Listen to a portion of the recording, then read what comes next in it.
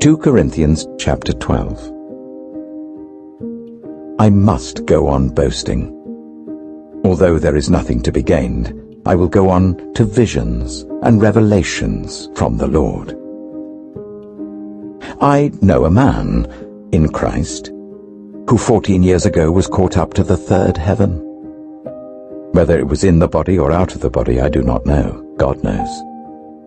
And I know that this man, whether in the body or apart from the body, I do not know, but God knows, was caught up to paradise and heard inexpressible things, things that no one is permitted to tell.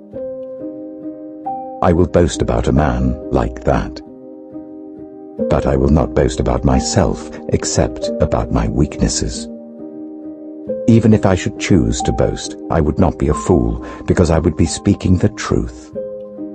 But I refrain, so no one will think more of me than is warranted by what I do or say, or because of these surpassingly great revelations. Therefore, in order to keep me from becoming conceited, I was given a thorn in my flesh, a messenger of Satan to torment me. 3 times I pleaded with the Lord to take it away from me. But he said to me, "My grace is sufficient for you, for my power is made perfect in weakness." Therefore, I will boast all the more gladly about my weaknesses, so that Christ's power may rest on me. And that is why, for Christ's sake, I delight in weaknesses, in insults, in hardships, in persecutions, in difficulties. For when I am weak, then I am strong. I have made a fool of myself, but you drove me to it. I ought to have been commended by you, for I am not in the least inferior to the super-apostles, even though I am nothing. I persevered in demonstrating among you the marks of a true apostle, including signs, wonders, and miracles. How were you inferior to the other churches, except that I was never a burden to you? Forgive me this wrong. Now I am ready to visit you for the 3rd time, and I will not be a burden to you, because what I want is not your possessions, but you. After all, children should not have to save up for their parents, but parents for their children.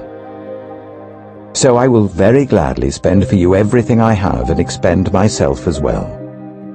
If I love you more, will you love me less? Be that as it may, I have not been a burden to you. Yet, crafty fellow that I am, I caught you by trickery. Did I exploit you through any of the men I sent to you? I urged Titus to go to you, and I sent our brother with him. Titus did not exploit you, did he? Did we not walk in the same footsteps by the same Spirit? Have you been thinking all along that we have been defending ourselves to you? We have been speaking in the sight of God as those in Christ. And everything we do, dear friends, is for your strengthening. For I am afraid that when I come, I may not find you as I want you to be, and you may not find me as you want me to be. I fear that there may be discord, jealousy, fits of rage, selfish ambition, slander, gossip, arrogance, and disorder. I am afraid that when I come again, my God will humble me before you, and I will be grieved over many who have sinned earlier and have not repented of the impurity, sexual sin, and debauchery in which they have indulged.